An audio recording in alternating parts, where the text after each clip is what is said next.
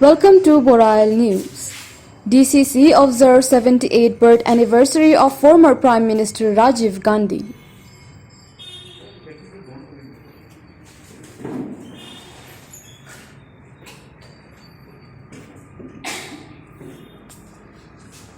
Dima Hasao District Congress observes 78th birth anniversary of former Prime Minister of India late Rajiv Gandhi today at Haflang.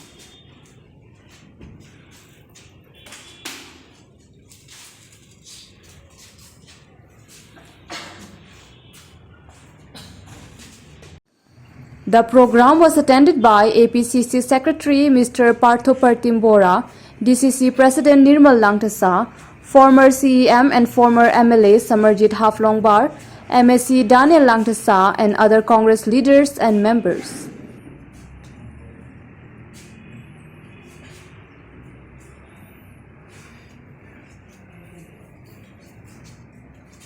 Tribute was paid to ex-PM late Rajiv Gandhi and his contribution to the nation and was recalled on the occasion. In his speech, APCC Secretary Bora said that for the IT revolution of late Rajiv Gandhi, now people of India are getting worldwide information by sitting in a place. He also said the present ruling party of Dima Hasao has adopted repression or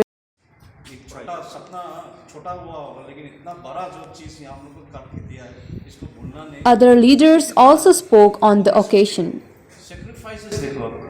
Rajiv Gandhi के समय में जितना भी उग्रपंथी जो उस समय यहाँ में था, हम लोग अपना सरकार होते वक्त भी हम लोग अपना सरकार तोड़ के किसी को बैठा है।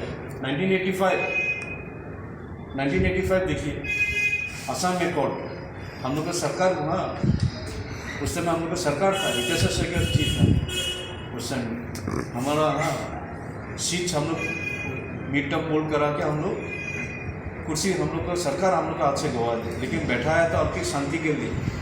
ठीक मिजोरम के दीजिए, लालथन माना का सरकार था, राजीव गांधी प्राइम मिनिस्टर, फिर भी MNF को शांति का पद लेने के लिए हम लोग अपना सरकार तोड़ के रियलाइजेशन करा, उन लोग को बैठा है।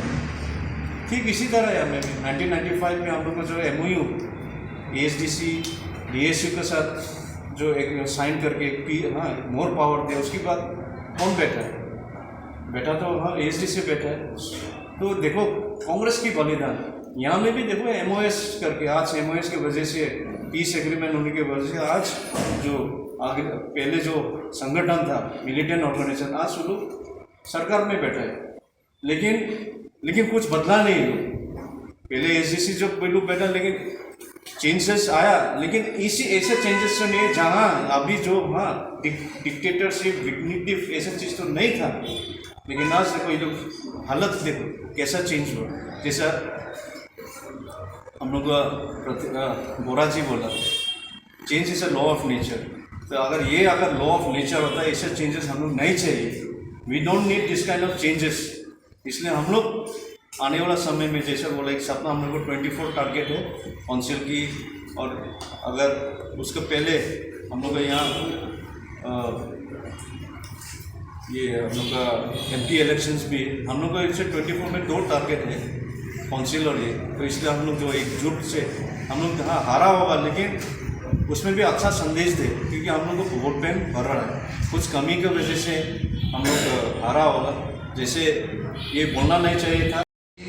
Is more active on social media, internet, वो सब चीज़ में तो हम लोग से ज़्यादा एक्टिव है, ये तो हम लोग मानना पड़ेगा, है ना नहीं? डिजिटल इंडिया बोल के वो लोग बहुत हल्ला करता है। और प्लस सोशल मीडिया में देखो, बीजेपी का IT सेल जो बोलता है, जो कमेंट देता है, वो लोग को एक कमेंट देने के लिए 2 रुपया मिलता है बोला, ट्वीट करने के लिए। पहले में तो हम फेक सोचा, नकली है सोचा, लेकिन सच में है ये। तो एक तो कमेंट देने के लिए लोग को 2 रुपया मिलता है। तो सपोज दिन में सोचो हम 500 टू कमेंट दिया तो हम 1000 रुपया तो कमा लिया।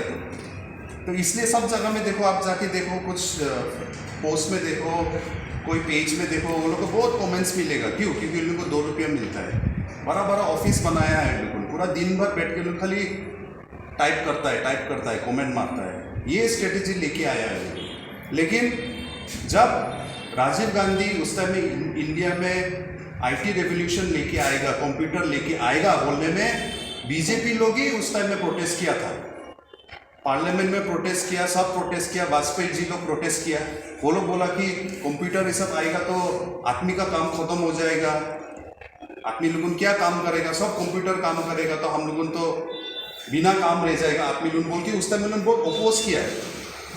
लेकिन आज इंडिया उस टाइम में लेट 80s में, मिड 80s में राजीव गांधी ऐसे सोचा बोल के 90s में इंडिया का बहुत सारा हम लोग कंप्यूटर में सबसे आज के दिन में गूगल देखो, एप्पल देखो, सब बड़ा बड़ा आईटी कंपनीज देखो, कौन है वहाँ में काम करने वाला? इंडियंस लोग हैं। क्यों? क्योंकि उन टाइम में 1980s में, 1990s में वो लोग जल्दी ये सब चीज़ में घुसने का मौका मिला। लेकिन मौका कौन दिया? राजीव गांधी। लेकिन उस टाइम में देखो बहुत लोग ऐसा सोचा कि बदलाव आने से, चेंज आने से कैसा होगा। तो चेंज एक तो चीज़ है, बदलाव एक तो चीज़ है, हम लोग सब डरता है हमें कि क्या होगा।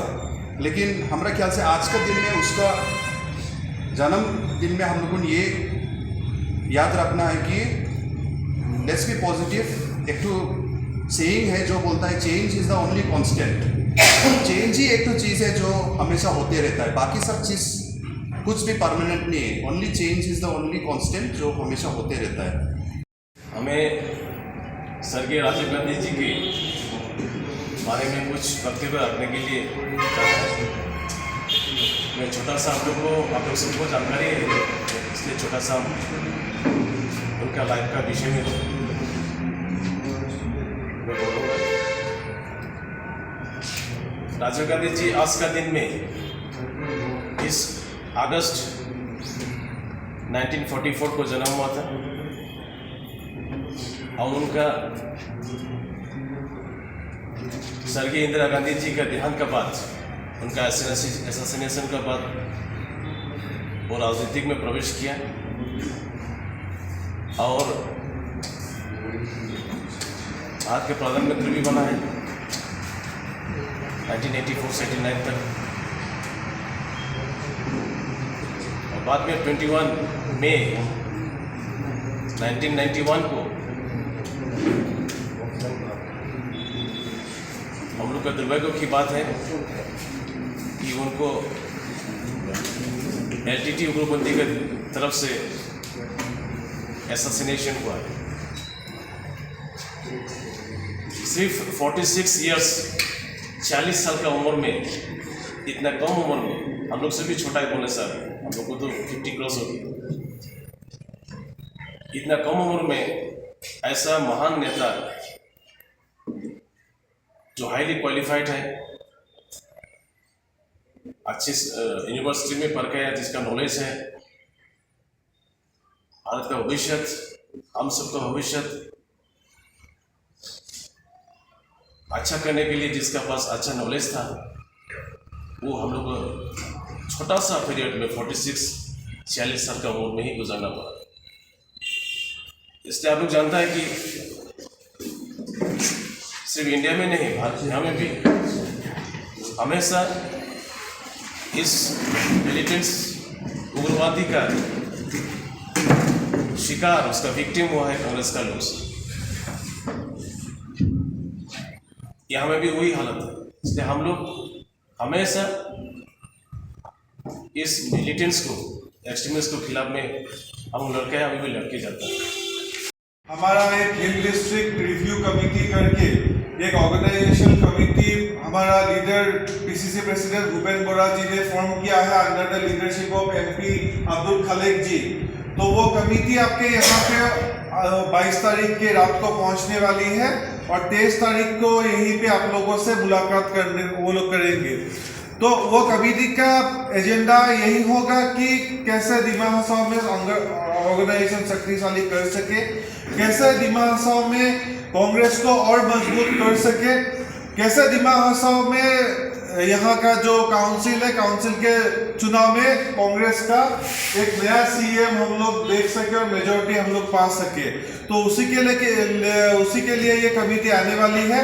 मैं आप सबसे यही अनुरोध करूंगा कि आप सभी जो भी आपका मन की बात है, जो भी आप चाहते हैं कांग्रेस की पीसीसी के, जो भी आप लोग बताना चाहते हैं वो लिख के या उनसे मिल के आप लोग बताएं, क्योंकि वो लोग आपसे हर किसी से व्यक्ति रूप से भी वो लोग बात करने वाले हैं, व्यक्तिगत रूप से भी आप लोगों से मिलने वाले हैं।